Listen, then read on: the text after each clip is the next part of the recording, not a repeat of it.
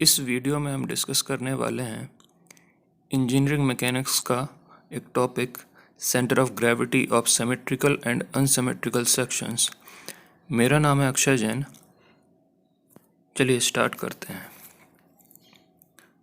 Centre of gravity, जब भी हमें किसी भी बॉडी का मास गिवन रहता है और वो मास जिस पॉइंट के थ्रू एक्ट करता है उसे हम बोलते हैं सेंटर ऑफ ग्रेविटी। लेकिन जब हमें किसी बॉडी का केवल एरिया गिवन रहता है तब हम जो कैलकुलेट करते हैं उसका नाम है सेंट्रॉइड। तो अगर हम डेफिनेशंस देखते हैं, centre of gravity, a point in a body through which the weight of body acts. और बात करें अगर हम सेंट्रॉइड की, तो the centre of area of the plane figures like triangle, circle, which has no mass। Centre of gravity और centroid को find करने का तरीका सेम होता है। The method of finding out centre of a centroid of a figure is same as that of finding out centre of gravity of a body. तो यहाँ पे जो हम मेथड फॉलो करने वाले हैं सेंटर ऑफ ग्रेविटी निकालने के लिए, एज इट इज़ जो मेथड है वो फॉलो होगा सेंट्रॉइड निकालने के लिए। जैसे यहाँ पे हम देख रहे हैं एक बॉडी जो रेड कलर से मैंने बनाई है जिसका मास है कैपिटल M। इसका अगर हमें सेंटर ऑफ ग्रेविटी निकालना है किसी पॉइंट O के अबाउट, तो वो कैसे निकालते वो हम देखने वाले हैं। हम मान लेते हैं कि x बार और y बार कोऑर्डिनेट हैं इस बॉडी के सेंटर ऑफ ग्रेविटी के। तो इसका सेंटर ऑफ ग्रेविटी फाइंड करने के लिए हम एक मेथड यूज़ करने वाले हैं, मेथड ऑफ मोमेंट्स। ठीक है, तो मेथड ऑफ मोमेंट में हम मोमेंट्स कैलकुलेट करते हैं। जो भी पूरी बॉडी का मोमेंट है वो इक्वल होना चाहिए। अगर हम उस बॉडी के बहुत सारे डिवीज़न कर देते हैं तो इंडिविजुअल डिवीज़न के मोमेंट्स के सम के बराबर। ठीक है, तो यहाँ पे जो बॉडी M था उसको हमने डिवाइड कर दिया है छोटे छोटे मासेस में जिनका हमें सेंटर ऑफ ग्रेविटी नोन है। जैसे यहाँ पे हम x1, x2, x3 मान के चल रहे हैं और जो डिवीज़न हमने की है M1, M2, M3। ठीक है, तो ये जो x1, x2, x3 हैं ये इस तरीके से हैं कि इनकी वैल्यू हमें पता है। ठीक है, तो let M1, M2, M3 are the masses after division and x1, y1। यहाँ पे y कोऑर्डिनेट नहीं दिखाया क्योंकि जो हम कैलकुलेशन करने वाले हैं x कोऑर्डिनेट निकालने के लिए वही कैलकुलेशन यूज़ होगा y कोऑर्डिनेट निकालने के लिए। तो आगे बढ़ते हैं। By the principle of moments, जो भी बॉडी का मोमेंट है रेफरेंस पॉइंट के अबाउट, मतलब बॉडी का टोटल मास क्या है m इंटू एक्स बार जो हम कोऑर्डिनेट मान रहे हैं वो, it should be equal to the summation of individual masses.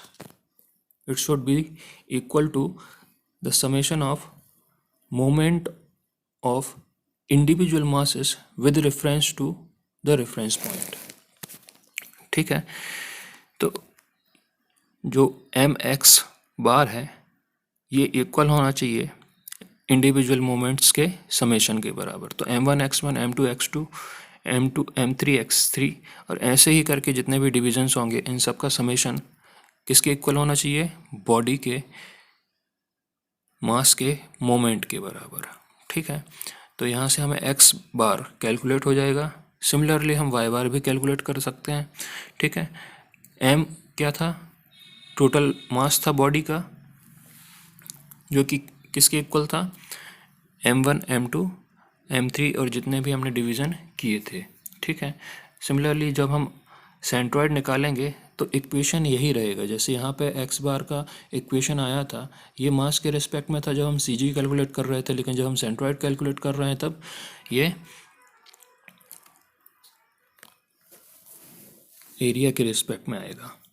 ठीक है, अब हम बात कर लेते हैं रेफरेंस एक्सिस कैसे लेते हैं। तो centre of gravity of a body is always calculated with reference to some assumed axis known as reference axis। ठीक है, तो जो एक्सिस ऑफ रेफरेंस है उसको हम एज्यूम करते हैं। अब एज्यूम करने की भी कंडीशन होती है। इसको हम जनरली लोएस्ट लाइन एज्यूम करते हैं किसी भी फिगर की फॉर कैलकुलेटिंग वाई, और लेफ़्ट लाइन जो भी हमें फिगर दिया है उसका लेफ़्ट लाइन हम एज्यूम करते हैं as a reference axis for calculating x. तो यहाँ पे है centre of gravity of symmetrical section. तो यहाँ पे फिगर ए जो है वो एक सी सेक्शन है या चैनल सेक्शन है जो कि सिमेट्रिक है एक्स एक्स एक्सिस के अबाउट। तो इसे अगर हम देखते हैं तो इसका जो सी जी है वो एक्स एक्स एक्सिस पर ही कहीं लाई करेगा। ठीक है, तो यहाँ पे हमें वाई बार कैलकुलेट करने की ज़रूरत नहीं है, हमें सिर्फ कैलकुलेट करना है एक्स। अगर हम रेफरेंस लाइन कहाँ पर ले लेते हैं, इसका लेफ़्ट मोस्ट जो भी left face of the section, इसको मैंने जो डार्क करके रखा है पेंसिल से, इसे अगर हम एज ए रेफरेंस एक्सिस ले लेते हैं तो यहाँ से हमें सिर्फ डिस्टेंस निकालनी है कि सी जी कहाँ पर होगा। ठीक है, सी जी एक्स एक्स एक्सिस पर ही कहीं पर है, हमें बस डिस्टेंस निकालना है कि वो लेफ़्ट फेस से कितनी डिस्टेंस पर होगा। ठीक है, तो सिमेट्रिकल सेक्शंस जो भी हैं उनमें हमें सिर्फ एक कोऑर्डिनेट निकालना होता है। अगर एक्स एक्स एक्सिस के एक्सिस से सिमेट्रिक है तो हमें एक्स कोऑर्डिनेट निकालना पड़ेगा, अगर वाई वाई एक्सिस में सिमेट्रिक है तो हमें वाई बार कैलकुलेट करना पड़ेगा।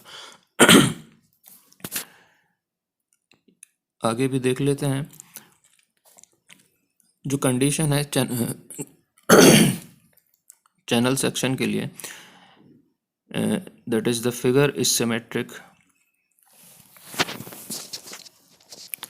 चैनल सेक्शन में देखें तो यहाँ पे हम देख रहे हैं if the figure is symmetrical about x x axis then its y coordinate will lie on the axis of symmetry.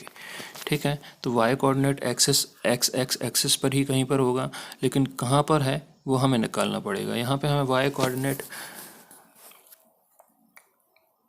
निकालने की ज़रूरत नहीं है क्योंकि ये एक्स एक्स एक्सिस पर ही कहीं पर है, एक्स एक्स एक्सिस पर ही लाई करेगा। हमें बस कैलकुलेट करना है एक्स कोऑर्डिनेट, और the distance of x coordinate needed to be found out from the left line of the figure. ठीक है, तो यहाँ पे एक्सिस ऑफ रेफरेंस हम क्या लेने वाले हैं, जो left face of the section है। Similarly if the section is symmetrical about Y Y, ठीक है, तो अगर वाई वाई एक्सिस के अबाउट सिमेट्रिक है तो हम क्या करेंगे, जो एक्सिस ऑफ रेफरेंस है उसको हम लेते हैं बॉटम फ्लेंज। ठीक है, तो यहाँ पे जो वाई वाई एक्सिस है तो यहाँ पे हमें एक्स कोऑर्डिनेट कैलकुलेट करने की ज़रूरत नहीं है क्योंकि वो इसी वाई वाई एक्सिस पर होगा। ठीक है, हमें सिर्फ कैलकुलेट करने की ज़रूरत है वाई कोऑर्डिनेट। वो कैसे निकालेंगे, जितनी डिस्टेंस पर वो है बॉटम फ्लेंज से। ठीक है, अगली बात करते हैं हम अनसिमेट्रिकल सेक्शन। ऐसे सेक्शंस जो ना तो एक्स एक्स एक्सिस से सिमेट्रिक हैं ना ही वाई वाई एक्सिस से सिमेट्रिक हैं। ऐसे सेक्शंस का सेंटर ऑफ ग्रेविटी के कोऑर्डिनेट्स फाइंड करने के लिए हमें दोनों चीज़ें कैलकुलेट करनी पड़ेंगी, एक्स की भी वैल्यू कैलकुलेट करनी पड़ेगी और वाई की भी करनी पड़ेगी।